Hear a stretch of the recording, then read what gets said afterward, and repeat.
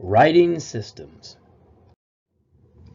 For many years, the most accepted system is the one which we're using today. It's called the Ba-Be-Be-Bo system, also sometimes called the WNALP or Wisconsin Native American Language Project system. Other systems in use include the learner system, and the learner system kind of was developed by Thomas Loftus, but originally it uses some of the characteristics that Jim uses in what he would call the old traditional writing system. And that system he would use the TTH sound for the ch or j, and in that learner system that TH is the j, the TTH is the ch sound. Also in Prairie Band you'll sometimes see a TT for the j or ch sound. And there's also a few different linguistical systems that have been used over the years that you may run across, perhaps in some older writings and things.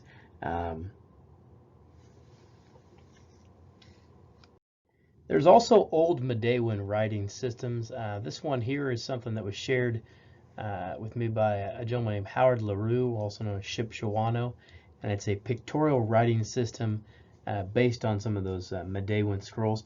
A lot of Madawan scrolls had to do with pictographs, and they were memorization type techniques for remembering songs or parts of a particular ceremony.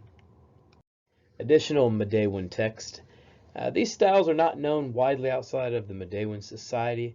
This is proof that we did have certain writing systems which are much older and were used for remembering old recipes for medicines, particular songs and ceremonies.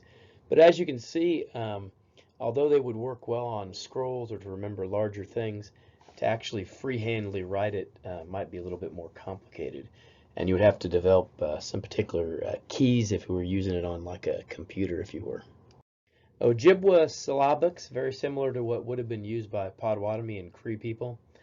Is not well known today, at least not a Potawatomi variation of this. This is an example of, I believe, Ojibwa syllabics, and kind of shows you the symbols used to equate different sounds. Gom today. So each missionary that worked with the Potawatomi also developed their own styles of writing. If you read some of the older documents by Maurice Guyon and Father Hoken, Johnston Likens, Robert Simmerwell, each of these folks would develop their own systems for writing. Thankfully today the Ba-Be-Be-Bo system is the most widely used, other than also, like I said, the learner system is definitely becoming quite popular today. The Fiero system is also a system that's very popular in Canada. So if you're used to looking at Ojibwa texts and things like that, it's a double vowel writing system. Like I said, there's a lot of materials that are written in that double vowel system, so it might be useful to acknowledge some of that and understand a little bit of that if you want to kind of cross over and look at some of the Ojibwa and Odawa stuff. Like I said, that learner system is definitely gaining some popularity in Pokagon and also up in Forest County.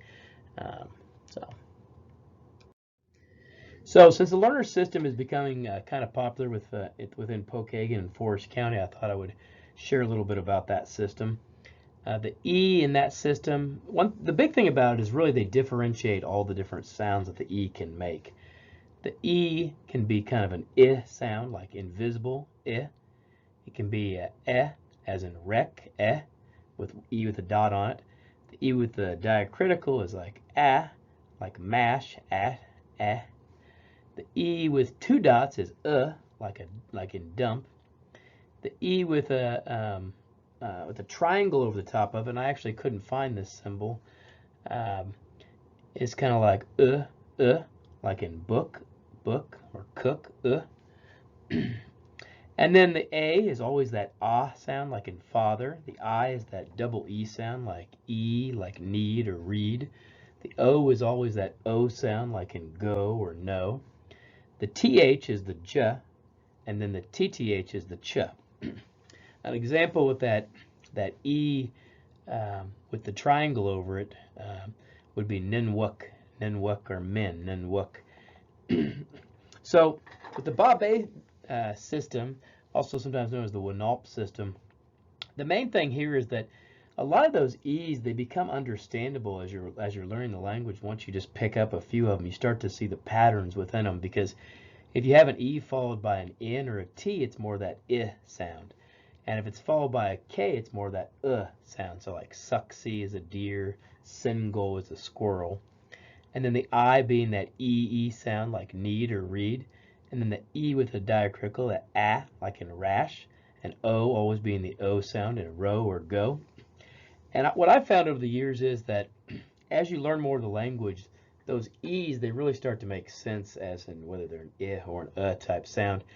For me, it's a lot of extra writing that maybe it might be helpful to you as a beginner, but in the long run, I think you're going to find that you're going to pick it up without the extra E markings. Again, I don't nothing against the learner system, and if that's something that works for you, definitely. And being aware of kind of how it's used is good. But like for me, even finding the symbols for it is kind of difficult. Where you'd have to have like it specially done on your keyboard or have to insert symbols. So much easier just to write it and then only have to worry about that diacritical E. It's a lot easier to write in that way. Um, and even after a while, I mean, you just know what those E's are. You don't even need that diacritical E. Like you just understand it really well, I think. So, like I said, whichever system works for you, but this is just to explain some of the different writing systems that are in use today.